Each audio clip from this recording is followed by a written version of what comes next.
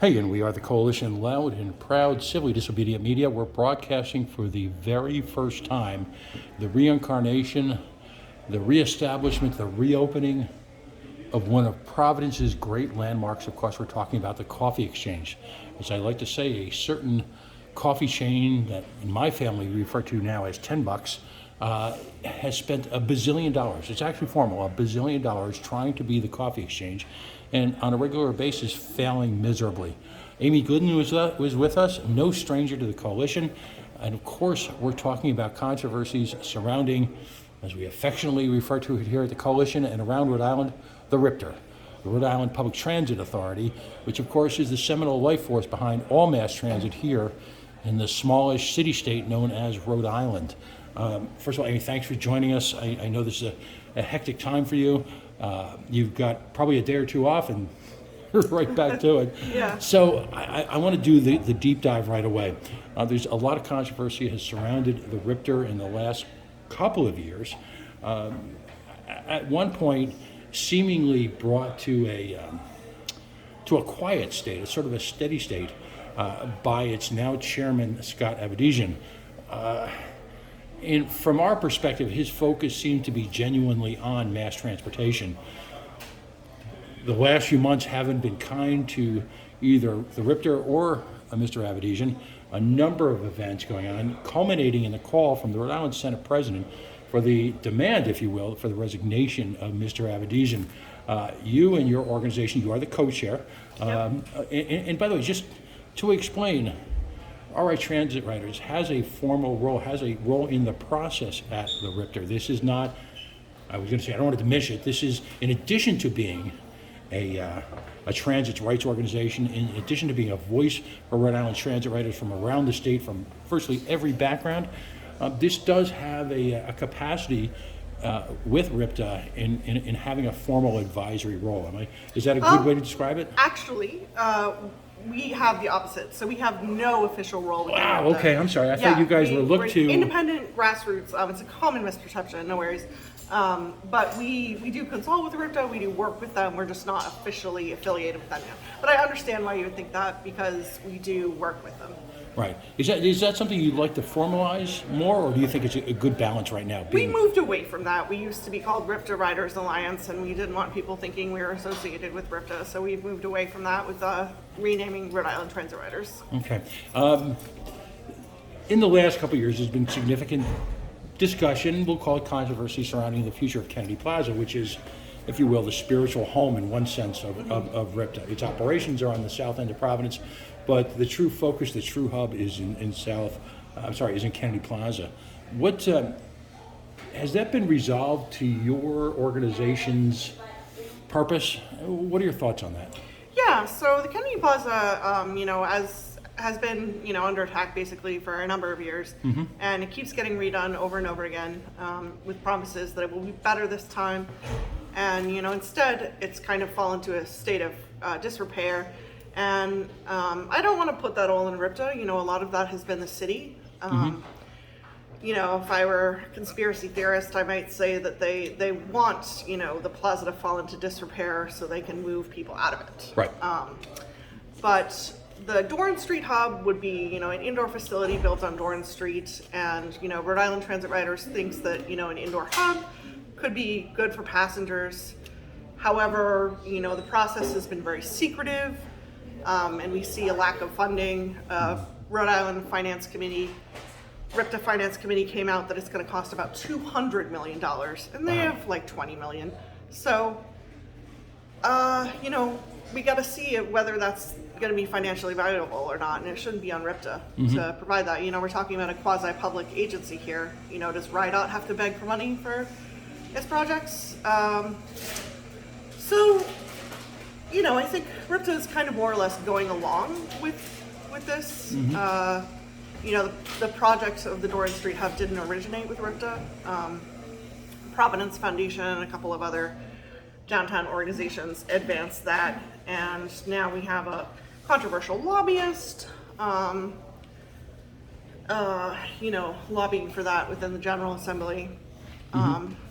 And so Yeah, I mean, I think it's kind of a case where RIPTA has sort of been taken along with the zeitgeist of the moment, which seems to be let's move everything out of Kennedy Plaza, so that rich property developers can have their way with this, and turn it into a park. And that's not really going to work. I mean, people need social services. You can't solve a problem by relocating it. Right, or hiding it, or making it more difficult for the folks who really drive RIPTA and drive that part of the city to simply go elsewhere so that we can sell $8 lattes. Right. Ironically, not at the coffee exchange, but at probably some soon to be invented or probably ready to go off the shelf solution by wealthy connected property developers. Yeah, it's interesting that you mentioned that because one of the proposed vendors for the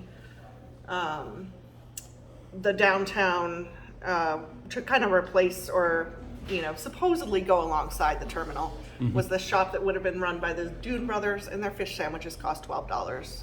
Right. So it's not really something that the downtown needs right now. Right. Well, years ago, I worked for an organization that was a distributor for demon alcohol, if you will, in the state, and I tried to project on him one day my yuppie dreams, and he said in his clipped Blackstone Valley accent, here in Rhode Island, we got three kinds of wine. You get your red, your white, and your pink. And you yuppies think you're going to turn this. Well, you know what? He's right. Rhode Island is a wonderful place filled with really amazing people who have pretty straightforward basic tastes and really inhibit the middle to lower end of the economic spectrum. Absolutely. That's the real Rhode Island. That's where we live. It's about economies of scale. I think that, kind of just due to the size of Rhode Island and what we have to offer, it's like Jesus said, the poor will always be with us, right? So. No, I hear you. So we've come to a place where Mr. Avedisian is the subject of significant controversies. It's interesting what controversies matter and what don't. I know one of the challenges that RIPTA is facing is the adaptation, the use, the distribution, and support of Narcan in the downtown area. There's an active controversy about that. Another conversation. Yet at the same time, I don't think that's what the Senate President was attacking when he's going after Mr. Avedisian. What do you think is driving the Senate President to call in such a dramatic way off the reservation for the resignation of Mr. Avedisian? Yeah, so quick note on the Narcan, we don't have an official position on that, but hearing things like workers are not being allowed to distribute Narcan within the plaza, we feel like social service agencies, nonprofits should be able to do their jobs. Great organizations like Project Weber Renew Absolutely. are there on a daily basis doing, some would say, the Lord's work, literally putting themselves in challenging environments to help folks who are challenged by addictions. Yeah, and Project Weber Renew has been an ally of ours, so we definitely want to see people in Kennedy Plaza getting the help that we need. So should Mr. Avedisian resign in the eyes of RI transit riders? So Senate President Ruggiero called for a couple of things. He called for the resignation of Scott Avedisian. He called for RIPTA to be folded into RIDOT. And for a oversight Senate, committee to look at it. We don't really have a problem with that oversight committee. However, Scott Avedisian, he's done an adequate job. He didn't come to the job with a knowledge of transit. Politics, strange bedfellows, he's a Republican. But during his tenure, I think RIPTA did the best that it could with the nationwide labor shortage. They did not cut any drivers during the pandemic. They kept all of their drivers. A lot of retirees around the time, the summer when we had a lot of problems with service. And they eventually implemented a plan to restore regularity of the service. Should they have done that sooner? Absolutely. Should they have raised wages for drivers sooner? Definitely. But that was a negotiation with the union. So that wasn't something they could implement right away. It's not like they can materialize drivers out of thin air. Right. I think this is just my own personal opinion, but in the case of the Providence Public School Bus buses, they knew they couldn't do those runs. They never should have promised that. That should have just been, the kids can take the regular buses because there are buses that they can take. We don't want to pit riders against each other. When people were kind of demanding for more buses, they didn't realize that, if we shift more buses, problems public school students, that's going to take buses away from commuters. So, RIPTA could have handled that better. On the other hand, they've begun to implement the transit master plan, their new fare system with the wave cards that has fare capping. So if you take a couple of rides a day, up to $6. Beyond that $6, you get a day pass, and you can take as many rides as you want, which is really convenient for people that have a lot of trips. If you're someone who really rides a lot, and you do have to ride quite a lot for this to be of a benefit to you, if you spend $70, you ride free for the rest of the month. So for people that are taking a lot of rides during the day or a lot of rides during the month, this is very helpful. The real users, folks who depend on mass transportation. Yeah, who have no other way to get to the grocery store. Maybe they're taking a couple of trips. Maybe they have multiple jobs. So that's been helpful. The impact of the R line, and that's come about during the Avedisian administration, if you will. How profound has that been? Yeah, so that is definitely improved ridership on the R line, and RIPTA definitely needs improved ridership. It is really transformative, I think, for people of low income to have access to that, because half of all riders ride on the R line. And so to have that be free is really profound. So that was a great pilot. Rhode Island Transit Riders, does support these fare-free pilots, but we really need to see sustainable funding for RIPTA and for the Transit Master Plan before we can think about free fares for, the whole system. Fair enough. So your organization takes really, it has always taken the long view in terms of the future of mass transportation in the state. I've read your statement. I kind of know the answer to this already, but is it a happy future for mass transportation to be under the umbrella of the Rhode Island Department of Transportation, Director Peter Alviti, who is clearly 1950s era highway to hell centric? And I'm trying to be kind. I enjoy a convivial, if not a witty repartee back and forth with Mr. Alviti. My frustration with how 6 and 10 was developed and redeveloped, and now how it's being turned into 50s era big beltway transportation has always been our editorial perspective. But what say you? Yeah, so it's interesting. I'm glad someone has a relationship with him, because RIDOT has zero engagement with riders. Pretty much no engagement whatsoever with the public. They used to have some quarterly meetings, whereas RIPTA, at least prior to the Dorn Street project, they would have public hearings on all their projects, gather feedback, public hearings across the state. They'd go into Kennedy Plaza sometimes, solicit feedback. And, RIDOT is a secretive agency, and they're very, the Cranston Canyon, that's where the climate dreams go to die, adding a lane to a highway. This is not the kind of climate future that we want. And, Patrick Crowley of the board stated that folding RIPTA into RIDOT would help the Act on Climate, and that is an abject lie, basically. RIDOT is not compliant with the Act on Climate in any way. They're supposed to be reducing greenhouse gas emissions, showing how they're doing that in the Outrage project. That's not being done, really any more than lip service, not being done properly, at least. I think it's telling that their biggest project as of late was installing LED lights. And that, that's great, but, it's not really what we'd like to see. Right. I don't think the governor's big announcement on RIDOT reducing climate should be LED lighting, when they have, almost an $800 billion budget, and they're widening, highways, Cranston Canyon, Route 4, another, adding infrastructure, and, that just creates induced demand. Research shows when you add lanes, more people drive. I use the closet analogy. The more closets you get, the more shoes and the more things you fill it up with. Yeah, so, one thing, definitely transparency.